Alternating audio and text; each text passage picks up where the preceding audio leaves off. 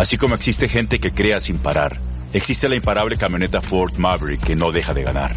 Top pick de Consumer Reports como la mejor camioneta pequeña y camioneta compacta número 1 según Motor Trend. Pero la camioneta Ford Maverick no está aquí para presumir. Está diseñada para quienes prefieren crear con sus propias manos y para los que necesitan una camioneta que los ayude a concretar ideas. Así que eso que estás pensando hacer, llévalo, cárgalo, hazlo con Maverick.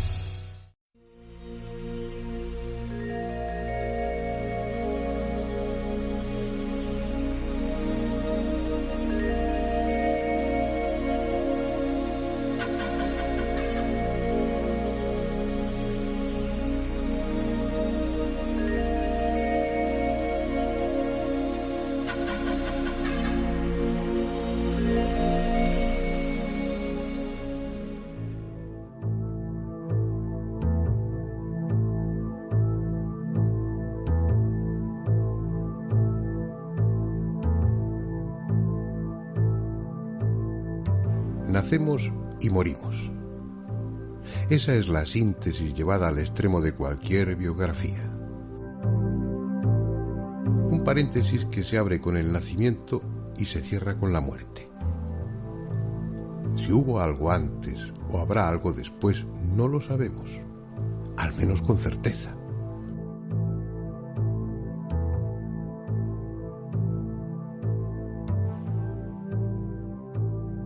Dentro de ese espacio entre dos incógnitas transcurre nuestra existencia. Una suma de pequeños y grandes acontecimientos, de anhelos y decepciones, de penas y alegrías que constituyen eso que llamamos vida. El tema es hoy como siempre ha sido. No nos conformamos con vivir ese paréntesis. Nuestro conjunto de recuerdos, de experiencias, de sentimientos, nuestro yo, en suma, se niega a diluirse en la nada. Sin embargo, cada noche nos entregamos al sueño sin recelo. ¿Por qué no entregarnos igual a la muerte, a ese sueño sin ensueños? Algo en nuestro interior se revela ante esa idea. No queremos morir. No queremos atravesar esa drástica barrera por miedo a que después no haya nada. Si tuviéramos la seguridad de que, como muchos creen, la muerte es solo un tránsito a otra vida diferente, todo sería distinto. La pérdida de nuestros amigos y parientes sería solo temporal y viviríamos con el consuelo de un futuro reencuentro.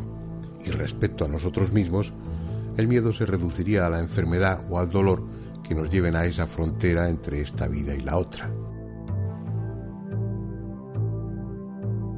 Las religiones que hemos construido a lo largo de decenas de millares de años se basan en esa necesidad de trascender, pero la visión que nos ofrecieron y ofrecen del otro mundo está hecha a la conveniencia de las castas sacerdotales y de espaldas a la dignidad, incluso al sentido común.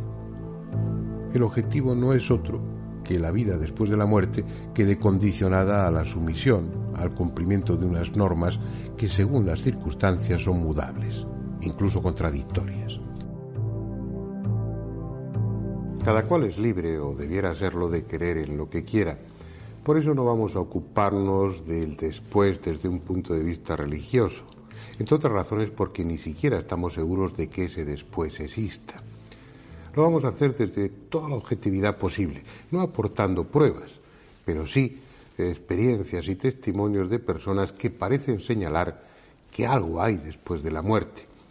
Se le puede dar el crédito que se quiera, pero deben tener en cuenta que se trata de personas que nada ganan relatando sus vivencias, si acaso el prestar un poco de alivio o disminuir la angustia o el temor de aquellas personas que han perdido un ser querido o que están ellas mismas a punto de cruzar esa barrera entre este mundo y lo desconocido.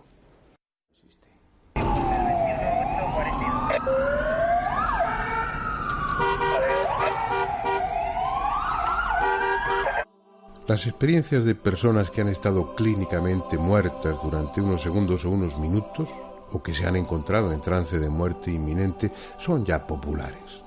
Todo el mundo ha oído hablar de ellas desde que en 1975 apareció el libro Vida después de la vida del Dr. Raymond Moody y enseguida el primero de la doctora Kubler-Ross, la más destacada investigadora en ese campo. Ellos abrieron camino a innumerables libros que recogían experiencias similares. Personas que en esa frontera entre la vida y la muerte habían visto y sentido lo que es, o podría ser, la antesala del otro mundo. Vivencias en su mayor parte inefables, pero extraordinariamente hermosas para los que las han experimentado.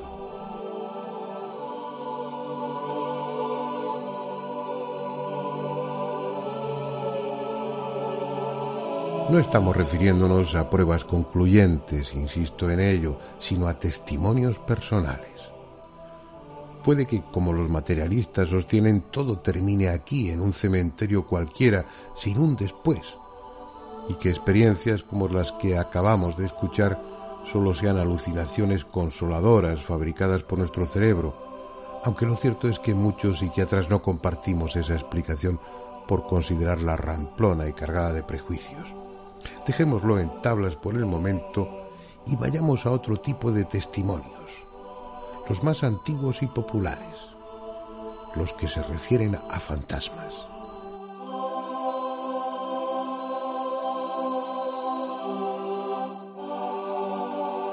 Su simple enunciado pone en guardia a la mayoría de la gente.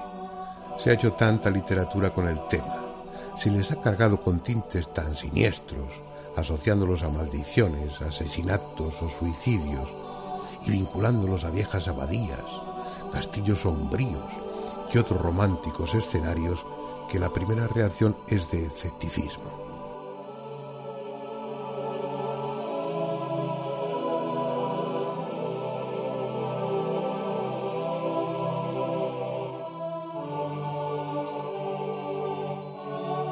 Sin embargo, los relatos que por la calidad de los testigos o por las circunstancias pueden considerarse auténticos no tienen nada de espeluznantes.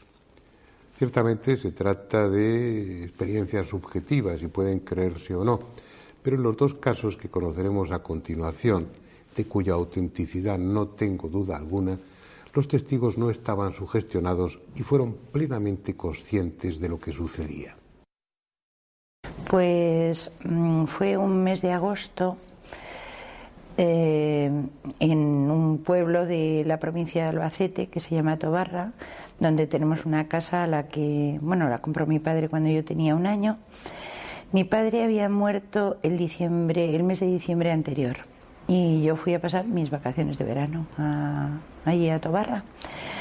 Era una madrugada, pues yo supongo que serían sobre las 5:30 o por ahí las 6, porque estaba amaneciendo. Tenía entonces una gata preciosa, una gata negra, que era muy arisca, muy rara, muy extraña, y que conmigo pues era una especie de pasión la que tenía tremenda, y era una prolongación mía. Y dormía a los pies de la cama mía. Y era muy tranquila cuando estaba conmigo, y esa madrugada de pronto empezó a maullar desesperadamente y a bajarse de la cama e irse hacia la puerta de la habitación. Y eso ocurría pues cuando la gata tenía necesidad de salir o tenía ganas de irse ya por el campo o algo así. Y entonces, pues me bajé a regañadientes, desde luego, de la cama, bajé las escaleras, le abrí la puerta de la calle. Y pues al abrir la puerta de la calle, la gata se quedó parada dentro de la casa. Entonces le empujé con el pie para que se fuera, la gata no me hizo caso, la cogí, la saqué, y cuando iba a cerrar la puerta, la gata entró y se subió las escaleras corriendo. Y pues nada, creo que me bebí un vaso de agua, creo recordar que me tomé un vaso de agua y subí pues absolutamente despejada, pero pensando que esas no eran horas decentes de levantarme, y me fui con la intención de a ver si podía dormirme. Entonces pues me tumbé en la cama, la gata se había subido a los pies de la cama, como siempre.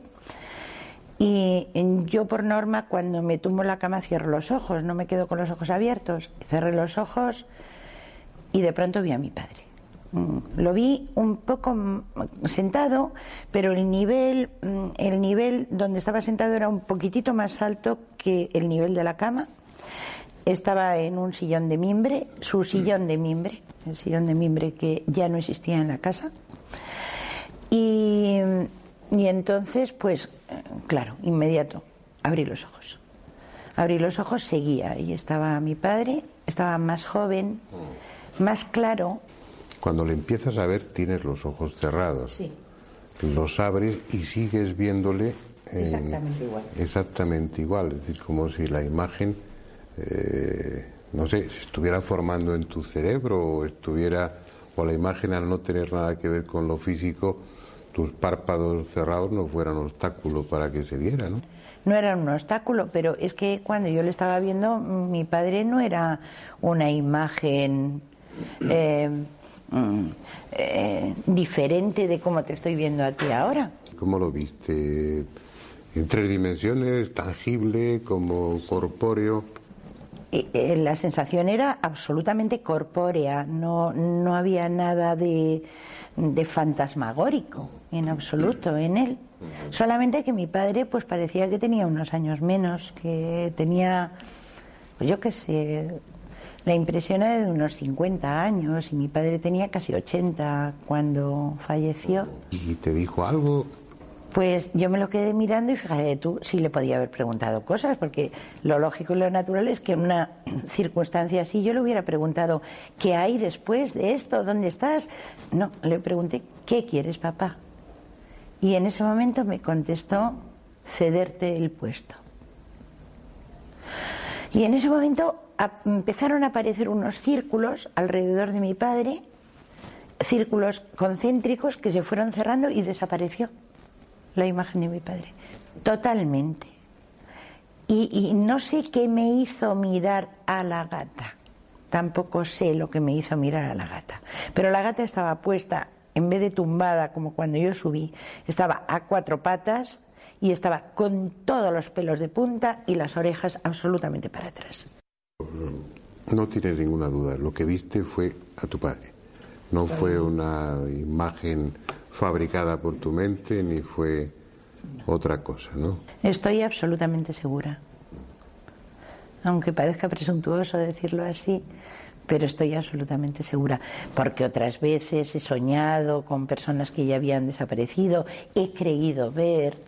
No, esto fue tan real como que nos estamos viendo ahora mismo tú y yo. Hace ya bastantes años se produjo en España un accidente aéreo que conmocionó al país. Un avión de pasajeros se estrelló en Bilbao y murieron todos los ocupantes. Pero al menos uno de ellos no quiso cruzar definitivamente al otro lado sin antes despedirse de uno de sus hijos. En cierto sentido, fue él mismo quien dio cuenta a la familia de su muerte antes de que se enteraran por otro medio. ¿Te acuerdas, aunque no eras muy mayor entonces, te acuerdas con detalles de lo que sucedió aquella mañana? Sí, lo recuerdo. Pues ese día me desperté, acaba de cumplir 8 años, era pequeño, y no sé muy bien por qué no quise ir al colegio, y me inventé pues que estaba enfermo, fingí y tal. Mi madre me puso el termómetro, no tenía fiebre, pero bueno, me dejó ahí en la cama, y nada, estaba en la cama. Creo que estaba leyendo un cómic, un TVO de Mortadelo y Filemón o algo así, y esperando a que mi madre bajara a comprarme unas pilas para una maquinita esta del Donkey Kong o una cosa de estas. Y nada, estaba en la cama tranquilamente y de repente pues noté algo que entraba por la puerta y giré la cabeza y vi a mi padre. Mi padre pues le vi como pues vestido como con chaqueta y corbata, como solía ir a trabajar con el maletín, y bueno, parecía mucho más joven. ¿Y qué pasó? Entró en la habitación, se quedó pues cerca de la puerta, no entró hasta la cama, se quedó con cierta distancia y entró con una sonrisa enorme, o sea, que a mí no sé, me llenó, me quedé mirándole pues atónito, o sea, feliz, o sea, sonreía con él. y me sentí muy bien, o sea, me sentí fenomenal. Era como que no le pregunté nada, o sea, fue como una comunicación sin palabras. Cuando entró en la habitación, cuando tú volviste la cabeza y lo viste, su aspecto, aparte de ir vestido pues como él solía ir vestido y estar irradiando esa paz o esa sensación que te dio a ti de bienestar, ¿no? ¿Lo veías como me estás viendo a mí? Lo veía sólido, o sea, no era transparente ni veía lo que había detrás, o sea, en ese sentido sí que era sólido. Y sí, yo creo que lo hubiera podido hasta tocar. Lo que pasa es que me quedé en la cama, no tuve necesidad de acercarme siquiera. Y le veía pues con esa sonrisa increíble y como con una luz un poco extraña, ¿no? No sé si era tanto la luz o lo que irradiaba, los sentimientos que me hacía tener. Y tú hasta ese momento no sabías nada de nada. Pero cuando pasó eso, cuando le viste, ¿supiste que estaba muerto? No, lo supe justo cuando desapareció, cuando se fue. Y entonces toda esa emoción, todo ese sentimiento positivo que me había transmitido, pues entonces ya me di cuenta de que algo malo había pasado. Ni siquiera llegué a pensar en la muerte, pero vamos, era bastante probable. Y luego pasó mucho tiempo hasta que supiste de la muerte de tu padre, del accidente. Pasaron como un par de horas o algo así, que llamó mi tío desde Bilbao. Y bueno, yo estaba en mi cuarto, pero oí la conversación. Me acuerdo que mi madre dijo una frase que dijo: con estas cosas no se juegan, no se pueden hacer este tipo de bromas, una cosa así. Pero de todas formas se me ocultó el hecho hasta ya muy por la tarde, casi noche. Me llevaron a casa unos tíos, luego mi madre me dijo que había habido un accidente, que estaba en el hospital y todo lo demás, pero bueno, yo en el fondo sabía que todo eso era mentira. También me contaste en alguna ocasión que tu madre había tenido esa noche una especie de presentimiento, ¿no?, de algo, que sintió deseos de apagar el despertador, ¿no? Me contó que se despertó esa mañana, antes de que sonara el despertador, con la idea de apagarlo, para que mi padre perdiera el avión, el vuelo. ¿Y por qué no lo hizo? Pues se lo ha preguntado muchas veces, pero no sé, decidió que si tenía que ser así, tenía que ser así. No quería interferir en los acontecimientes. Y tú no tienes ninguna duda, Gonzalo, ¿viste realmente a tu padre? Sí, o sea, a lo largo de los años pues, yo he intentado racionalizarlo, pensar que era una proyección mental, pero claro, no llega un momento que no, por muchas cosas que pienses, no, o sea, yo vi lo que vi y no era una proyección mental porque yo no podía saber que había fallecido en el accidente, ni siquiera sabía que había habido un accidente. Bueno, pues muy bien, Gonzalo, muchas gracias. ¿Qué hacer con testimonios así? Y son innumerables, aunque la mayoría de sus protagonistas jamás lo contarían en público por miedo a no ser comprendidos. ¿Qué es lo que sucede? ¿Cómo alguien supuestamente inmaterial, puede hacerse visible? ¿Es posible que todos recibamos ese tipo de visitas y por alguna razón especial solo unos pocos puedan verlas? Tal vez sea una especie de don, una capacidad psíquica que en determinadas circunstancias les permite vislumbrar, percibir lo que desde el otro lado penetra en este mundo.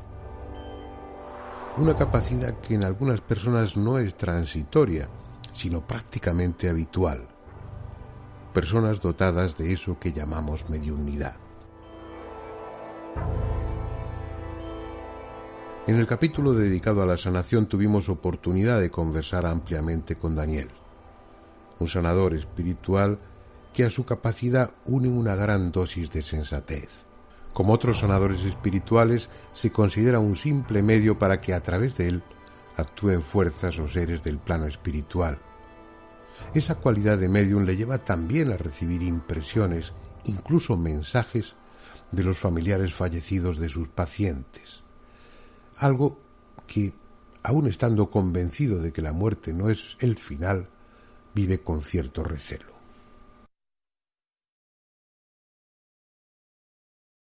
Daniel, seguimos abusando de ti. Cuando hablábamos de sanación, tú insistes, enfatizas lo de sanación espiritual y hablas de la comunión o de la comunicación, el canal con otros planos espirituales. Pero también, como ya nos conocemos y hemos hablado en otras ocasiones, sé que tú mismo sirves de canal a veces para que se establezca una comunicación entre personas que han fallecido y sus familiares. Aparte de eso que nos lo vas a contar si te apetece, sí me importaría primero saber cuál es tu opinión. ¿Qué pasa después de la muerte? ¿Se acaba todo o se inicia una etapa diferente? No, para mí la muerte simplemente es un nuevo nacimiento, es el regreso al verdadero hogar. ¿Esa opinión es una opinión planteada como creencia o en tu caso está fundamentada en las experiencias que has tenido? Primero como creencia y segundo en las experiencias que he tenido y otras personas han tenido. Bueno, pues cuéntanos un poco de esas experiencias. Bueno, la cuestión de Centre Canal es un poco una cosa fortuita, ¿no? No lo llevo nada bien, me crea mucha angustia, me da pánico cuando una persona quiere establecer contacto porque nunca sé lo que va a suceder y si sucede muy bien, pero si no sucede, pues quizás esa persona se vaya con más angustia de la que ha venido. Y bueno, simplemente pues al hacer a veces las sesiones de sanación espiritual, en la entrevista con el paciente, he tenido percepciones, he visto pues como la imagen de una persona que se identifica, que da su nombre. ¿Pero eso cómo lo ves?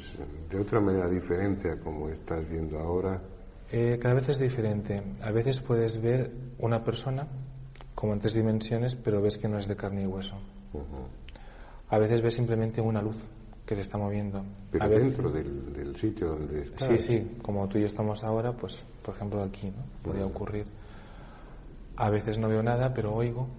Otras veces como si viese películas en la mente.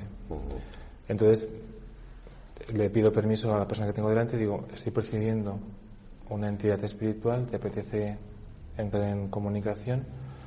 Entonces pido a esa entidad espiritual que, yo le digo que se moje.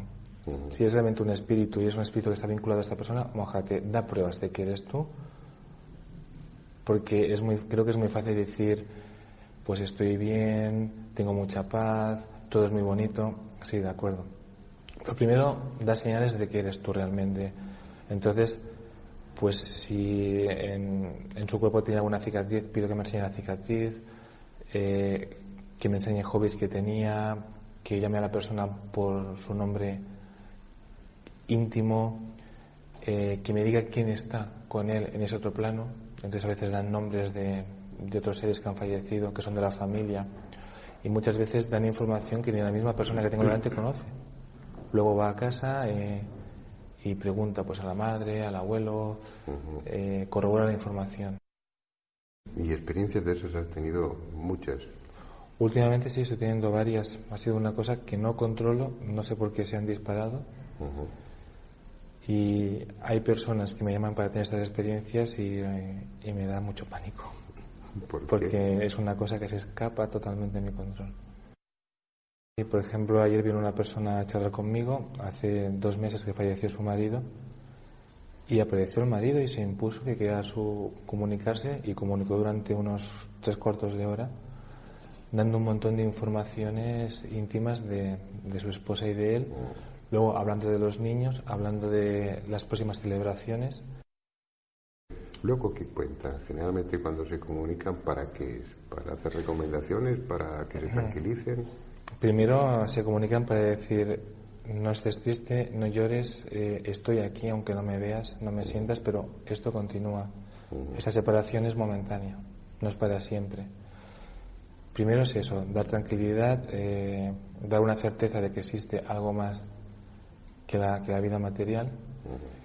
Y luego lo que pretenden es que haya un cambio a nivel moral en la persona, porque no te puedes quedar simplemente en la fenomenología de contactar con el espíritu, de poder tener una conversación, de que se demuestre que hay algo más, sino eso quiere decir que tiene que haber una implicación.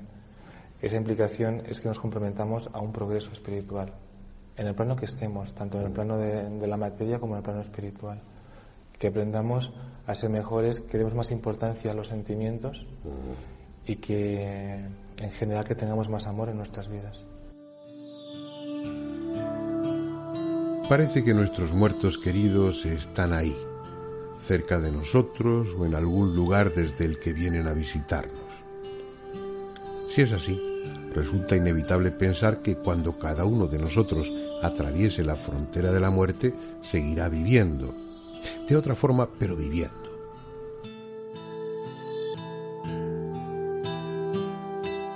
La cuestión ahora es que si la muerte no es el final, lógicamente el nacimiento no es el principio.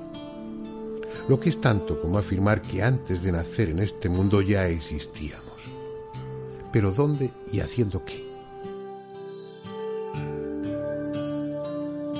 Miles de millones de personas están convencidas de que reencarnamos con la finalidad de aprender y así irnos perfeccionando espiritualmente. Incluso en el Antiguo Testamento se afirma explícitamente la realidad de la reencarnación y también los primeros cristianos creyeron en ella.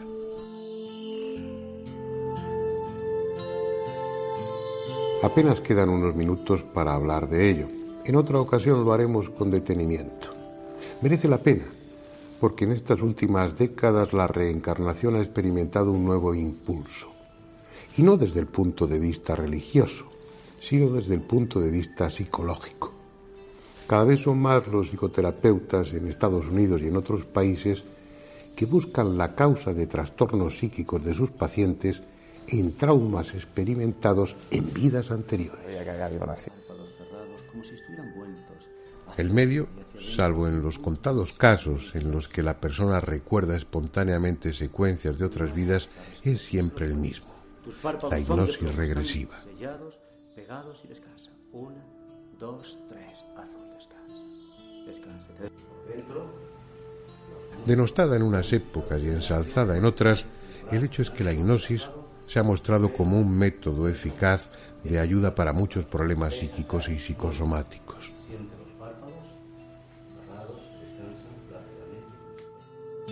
Irás bajando, irás retrocediendo en el tiempo, más allá del tiempo y del espacio actual. Quiero que regreses a otra época, a otro lugar, quizá a otro país, a otra personalidad. Olvídate de todo, duerme, descansa. Tu subconsciente escucha mi voz y va a hacer que retrocedas a alguna fecha, alguna experiencia, alguna latitud cultural que tenga que ver algo con el eje de tu búsqueda personal o con algunos problemas que tú quieras resolver en tu vida actual. Muy bien. El paso siguiente es sugerirle que retroceda aún más, que busque en su memoria inconsciente escenas o situaciones de una posible vida anterior. De tener éxito, a partir de ese recuerdo se van ampliando detalles que pueden permitir deducir quién fue y en qué época y lugar vivió esa otra vida. ¿Qué está pasando? Azul, descansa, dime todo lo que está pasando. ¿Se está muriendo?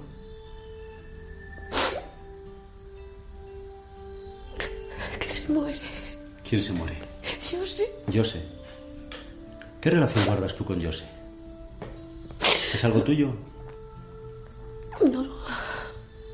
¿No sabes quién es? No lo conozco. No lo conoces. Solamente sabes que lo estás viendo y que se está muriendo. Muy bien, dime. ¿Qué pasa? ¿Qué más? ¿Sucede algo ahora? A ese niño que lo salve, por favor.